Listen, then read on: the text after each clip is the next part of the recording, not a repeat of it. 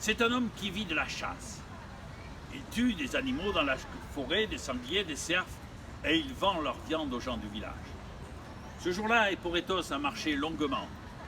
Au bout de 3 heures de marche, il a vu la trace d'un cerf. Et cette trace l'a intrigué. Eporetos s'est dit, ça doit être une bête magnifique, gigantesque. Je n'ai jamais vu de trace pareille. Alors il a suivi la trace du cerf. Il a marché encore pendant 4 heures. Il est arrivé dans un endroit de la forêt où il n'avait jamais mis le pied. C'était plein de buissons, d'arbustes, très sombres. On voyait les branches cassées par l'animal. Alors Eporetos a suivi encore la trace. Et au bout d'un moment, il a vu là, devant ses yeux, son gibier. C'était un cerf gigantesque, énorme. Mais non seulement ce cerf était comme jamais Eporetos n'avait vu de cerf, mais encore, il était tout blanc.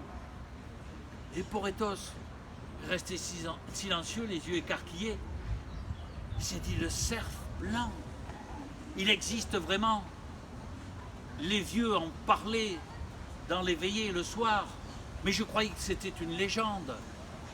On dit que ce cerf blanc, c'est l'ami des dieux. Si je le tue, s'est dit Eporetos, je serai célèbre.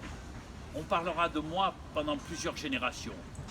Alors, en se cachant derrière les buissons et derrière les troncs des arbres, il a avancé vers la bête. Et le cerf a levé sa tête et il a regardé les chasseurs. Alors, Eporetos s'est découvert, il a levé son épieu de chasse, mais au moment où il allait le lancer, le cerf a fait un bond et il a disparu dans les buissons.